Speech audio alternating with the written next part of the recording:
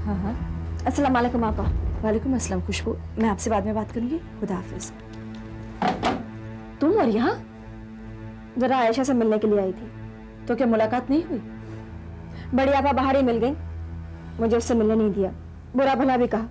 हालांकि मैं चुपचाप उनकी बातें सुनती रही। तुम काम ही ऐसे करती हो कि किसी को भी गुस्सा आ जाए। बड़ी आपा तो क्या, मुझे भी तुम पर गुस्सा आ रहा है। वो क्यों? तुम एक फोन कर सकती थी यहाँ आने से पहले, ताकि मैं तुम्हें बता सकूं कि यहाँ आना तुम्हारे लिए मुनासिब नहीं है। बड़ी आपा तुमसे बहुत नाराज है। लेकिन आपा, उस दिन की गलती के लिए मैंने आपसे माफी मांग कर ली थी ना। लेकिन बड़ी आपा ने तो तुम्हें माफ नहीं किया ना। यानी कि मैं आपसे मिलने के लिए भी इस घर में नहीं आ सकती? नहीं, तुम मुझसे मिलने के लिए भी नहीं आ सकती। तुम यहाँ आओगी तो खामखा लोगों को उंगली उठाने का मौका मिल जाएगा। मैं तुमसे मिलने घर आ जाया करूंगी, इसी बहाने अब्बू में से भी मिल लूंगी। यानी कि बड़ी आपा के डर से मैं भाईजान से भी नहीं मिली। भाईजान से कुछ दिन नहीं मिलोगी तो कोई पहाड़ नहीं टूट पड़ेगा। और अब्बू से मिलने आते हैं ना भाईजान, तब मिल लेना। आपा, मैं नहीं जानती कि आप जो कुछ कह रही हैं वो सही है या गलत है। बस इतना जानती हूँ कि आप बड़ी आपा से बहुत ज्यादा डरती हैं। और आपा, जिंदगी इतनी डर के भी नहीं जी जाती। खुदा हाफिज।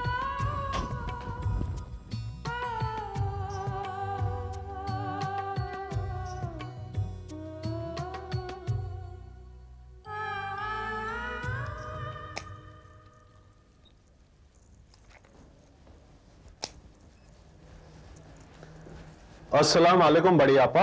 वालेकुम अस्सलाम, खुश रहो। क्या बात है, आज बड़ी देर से दफ्तर जा रहे हो? हाँ, कुछ जरूरी काम था और वहां से दुल्हे भाई से मिलने माइंस जाऊंगा। खुदा खैर करे, इतनी छोटी सी उम्र में मेरा भाई इतनी मेहनत कर रहा है। अरे कभी कभार मेरे पास भी बैठकर बातें किया करो। आप इसरार क्यों करती हैं? हुक्म कीजिए। खुदा खैर करे, अगर गलत कहूं तो मुंह पर बोल देना।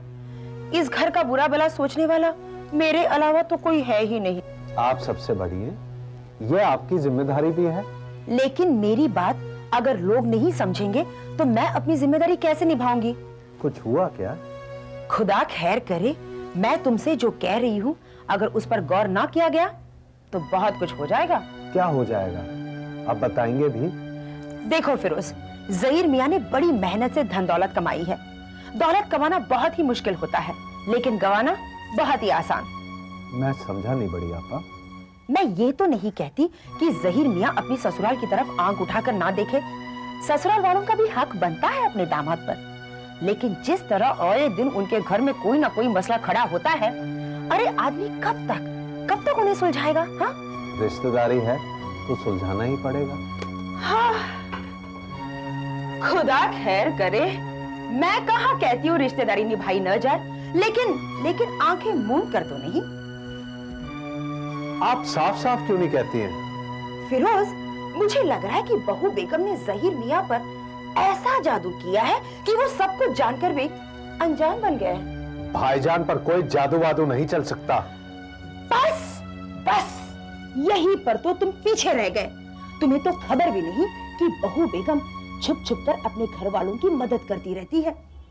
मानती हूँ अल्लाह ने बहुत नवाजा है ज़हीर मियाँ को, लेकिन मेरे भाई, जिस तरह बूंद बूंद करके घड़ा भरता है, वैसे ही कतरा कतरा करके समंदर भी खाली हो सकता है। जब बहू बेगम वहां नहीं जा सकती, तब उसकी छोटी बहन खुशबू यहाँ चली आती है किश्त वसूलने। हाँ, भाभी और खुशबू के बारे में ऐसा सोच कैसे लिया आपने? उन दोनों पर इतना घटिया इल्जाम लगाते आपको शर्म नहीं आती? अपनी फितनागरी और तिकड़मबाजियों से कब बाज आएंगे आप? किस बात की कमी है आपको?